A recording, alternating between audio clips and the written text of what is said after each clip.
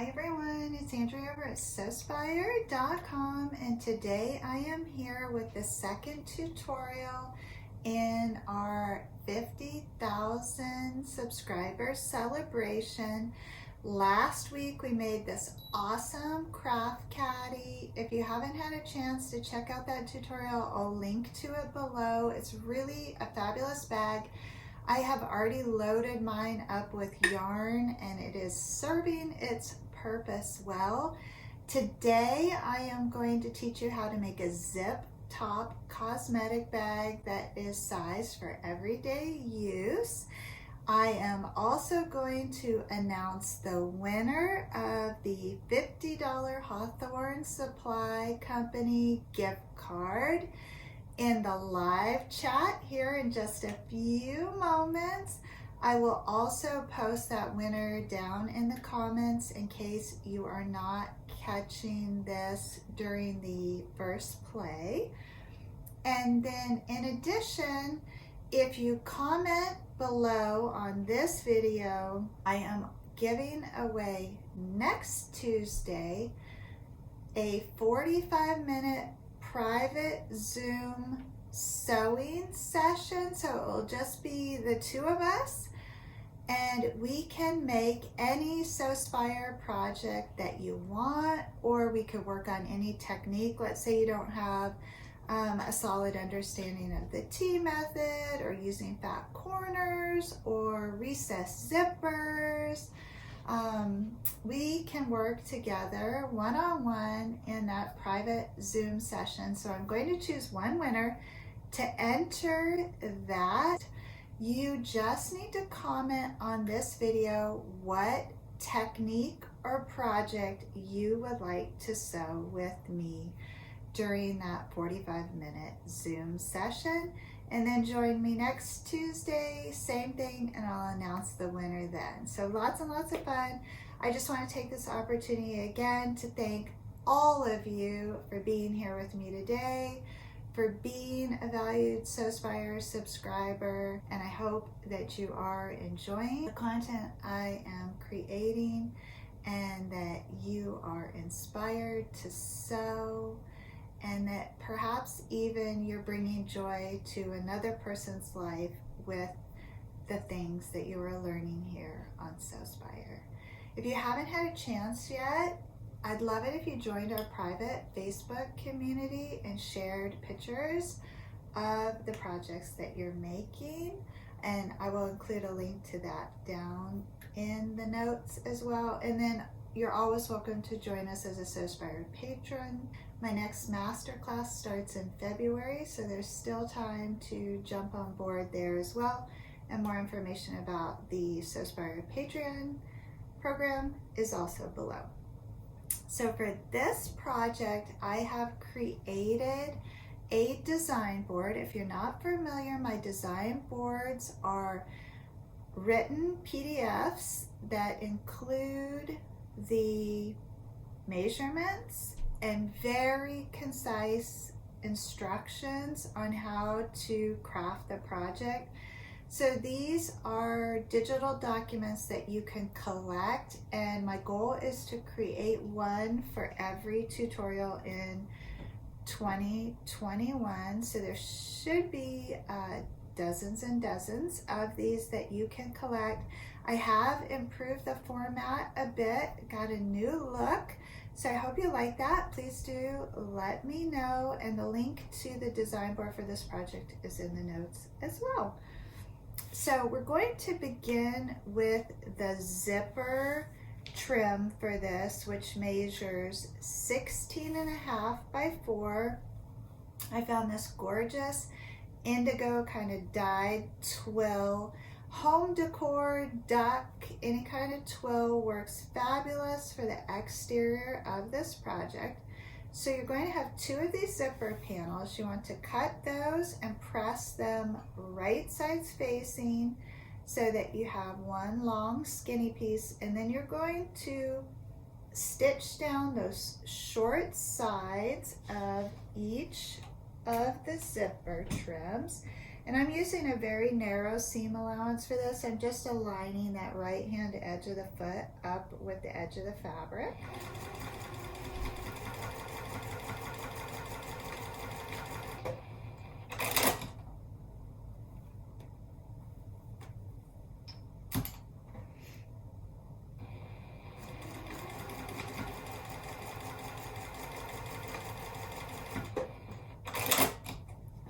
And then once you get that stitched, go ahead and turn that right side out, poke out those corners, and then you're going to fold in those raw edges just about 1/4 inch and press. And you will have 2 of these little zipper frames in total. Then you're going to need a 14-inch zipper. And so now what you want to do is tuck the zipper tape inside of that zipper trim that we just created. Go ahead and center that zipper inside those 2 folded edges so that it's all encased nice and tidy in there. And I like to butt that edge of that zipper trim right up against those zipper teeth there. And just repeat that process on the opposite side. And that's what your zipper looks like when it's nice and framed. Then go ahead and just stitch as close as you can to those zipper teeth on each side to attach that frame to that zipper tape.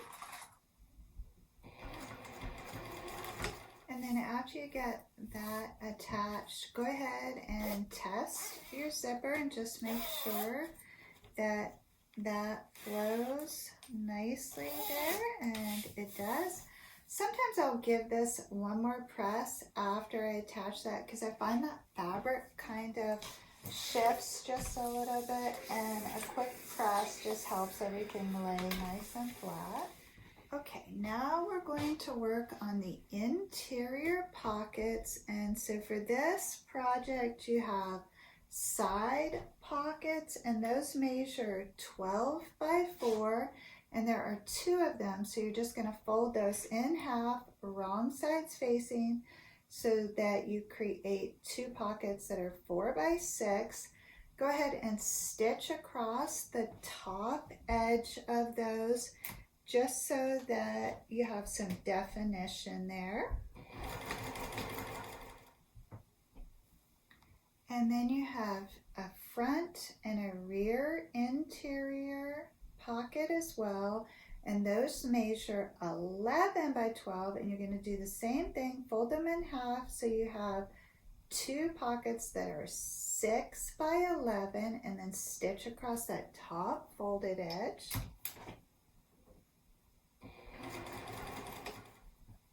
And then I went ahead and pressed in my divider stitch lines into the pocket. So one of them is going to be divided in half. And then the other one I initially pressed in thirds and then in half so that I could have 2 tall narrow pockets and then 2 moderately sized pockets on the outside. And so now all of my pockets are prepped. The interior and exterior panels are comprised of 2 base panels that are 4 by 11 and 4 side panels that are 4 by 8, 2 for the interior, 2 for the exterior. And then you have 4 body panels that are 11 by 8, 2 for the interior, 2 for the exterior. So my interior is a quilt weight cotton, and I do not have any interfacing on that because my exterior is that heavier woven there, and I do have Decoville Light on the back of that. So that'll be plenty of body for this project. If you do like to interface all of your fabric, Pellon 808 or 809 would be awesome for the interior. I just don't have any on hand, or I probably would have interfaced that interior. So the next step in the process is just to position your pockets on their respective body panels. So the 11-inch wide pockets go on the 11-inch wide panels, and the smaller pockets go on your 4-inch side panels. And you just line up those raw edges and the sides there, and that should be fairly obvious how that goes. And then once you get the pockets in place, then you can go ahead and stitch down those press lines, and that will allow you to have nice straight divisions in the pockets. And then we're going to assemble this interior using the new revised T method that I showed you last week that results in nice tidy corners. So if you happen to miss that tutorial, I'm going to demonstrate that for you again today. So what I need to do quickly is just divide my pockets. Okay, and so now I have my pockets attached to my panels, and I can begin assembling the interior. So the first thing is to create the tri-folding panel, and you do that by positioning your side panels right sides facing on one of those interior body panels, and you're just lining up the sides and the top and the base. And then you take the second interior body panel and you position that base panel on top of that at the base, and then go ahead and stitch using 3/8 of an inch seam allowance across that base and down each side.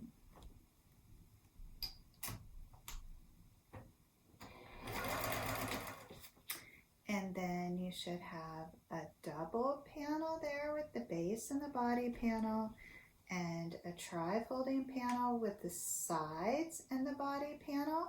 And so now you're going to take that tri-folding panel and position that on your table right sides up, and then take your double panel and position that right on top of that tri-folding panel. You want to center that on that panel with the base there aligning with the base, and then you're going to stitch from seam to seam. That's very important that you're not stitching end to end, but just seam to seam. And you can actually feel that seam. So I like to just put that under the machine foot and back it in so it starts right on that seam. And then once you have joined those two panels, you have something that looks like a big fat T, and that is why I call this the T method.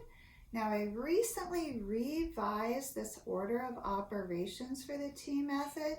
What you're going to do next is align the base of the side with the side of the base, and that's what's going to give the bag its depth. And so you just kind of fold that over like that, and again you're just stitching seam to seam.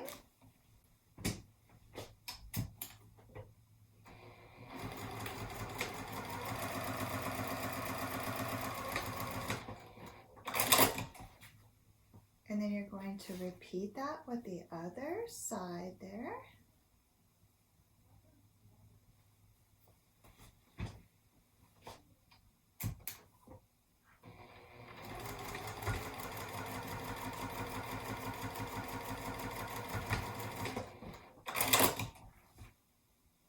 And this is what it looks like right now. To me, I liken this to one of those photo boxes. So all you have to do now is raise up that other side wall there. And so I like to align the pockets and then pin through all of that fabric, and go ahead and align the opposite side now too. And then when you head back to the sewing machine, you can just stitch up both sides.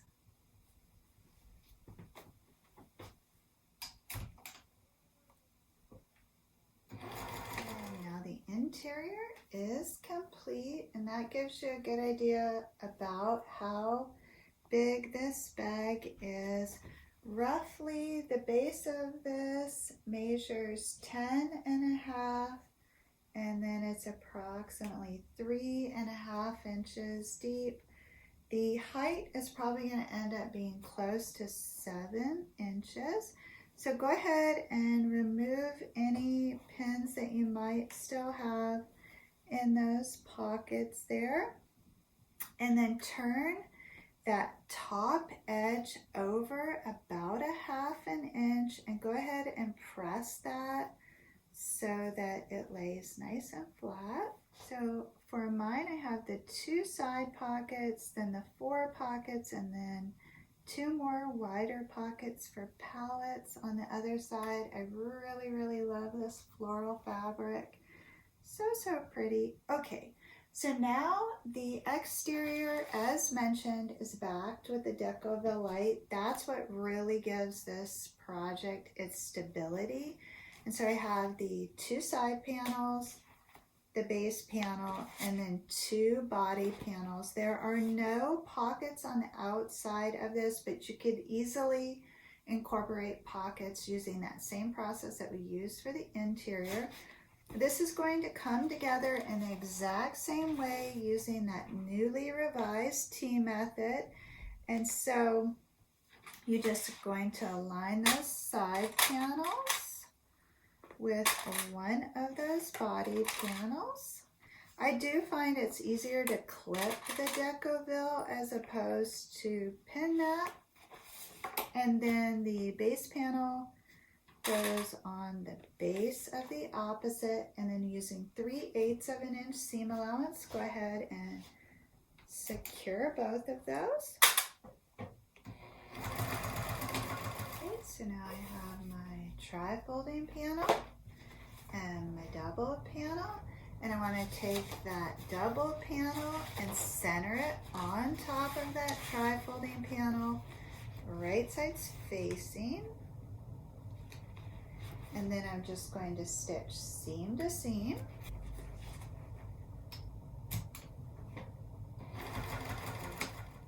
Attach the sides first by lining up the base of the side with the side of the base, stitching seam to seam. Same thing for the other side.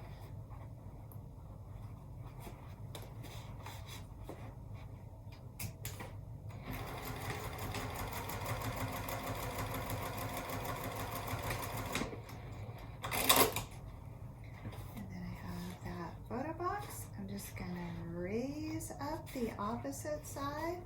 There are no pockets to align this time, so I'm just going to align those top edges and attach those sides.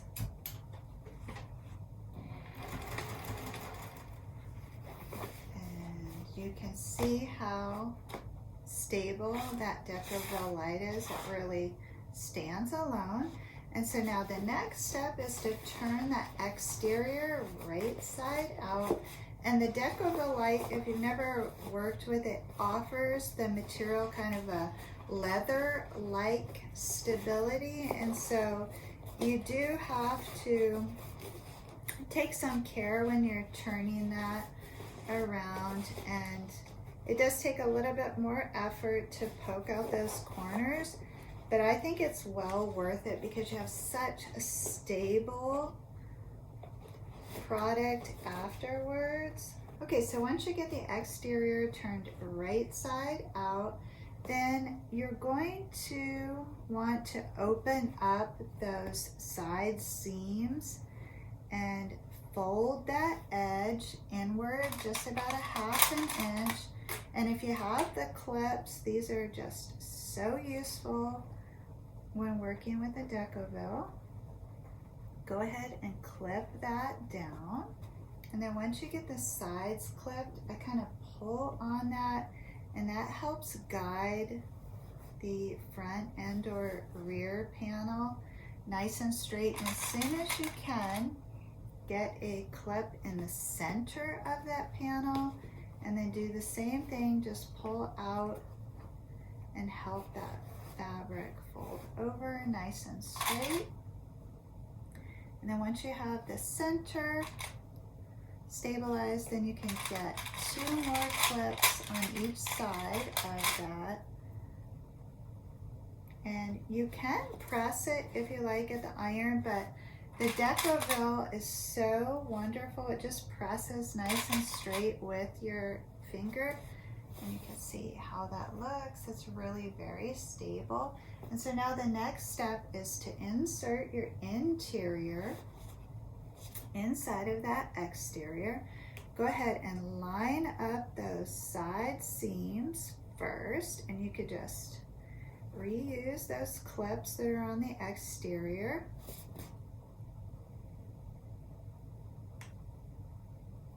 If your seam allowance was consistent, everything should line up nice for you.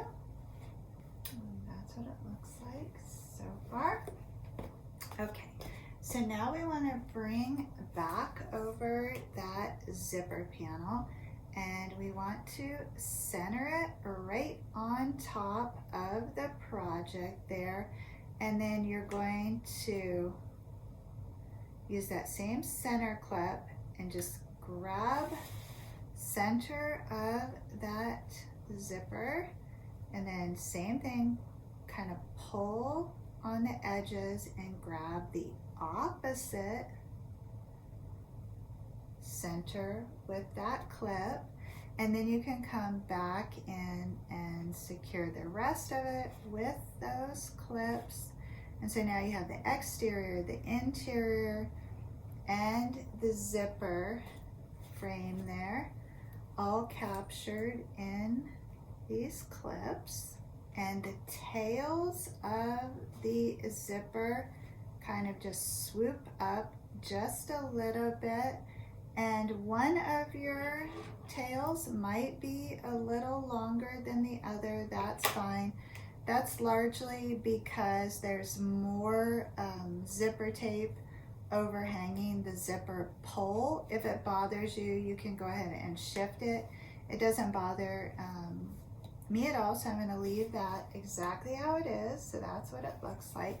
Then go ahead and unzip your zipper once you're happy with its positioning, and you're going to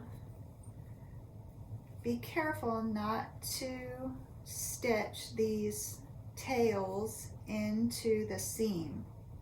What we're going to do first is just stitch seam to seam on the front and seam to seam on the back. Then you're going to move those tails out of the way and come in and stitch seam to seam on each side.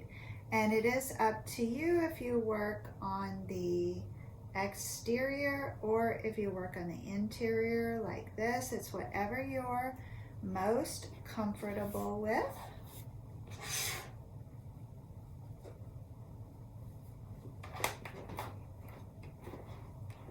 And so I do not remove the clips until I get it up on the machine and lower down that foot, and then that first clip can come out.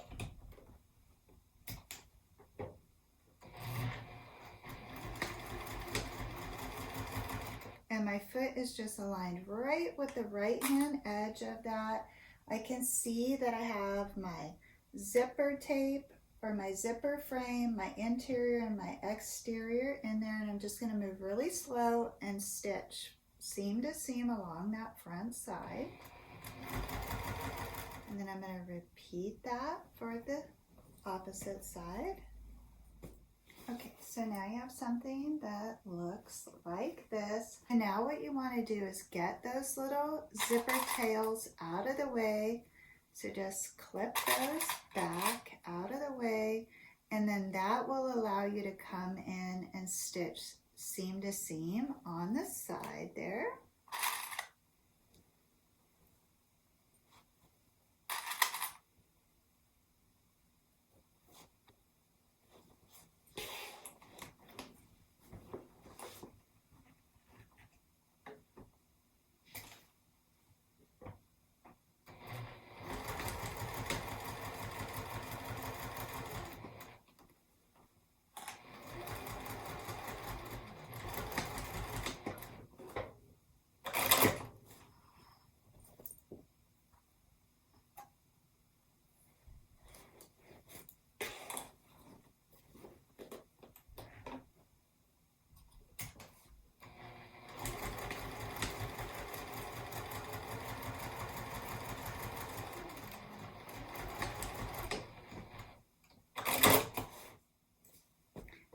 and then go ahead and re-zip your zipper. And then what I like to do is tuck this rear tail down inside of the bag there so that it sits nice and flush with that end. And then I take this front one, which has the zipper pull on it, and align those sides and just stitch right across there to create this kind of grip, so that when I'm opening the bag up, this is what I would grab onto.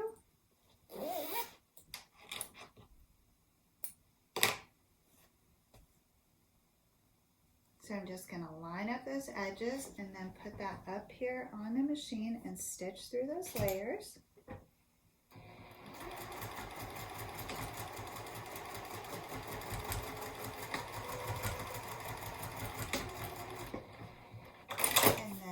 That's what it looks like. And so you have the option of grabbing this like that to reposition it. You can also just put your finger inside of there to unzip it.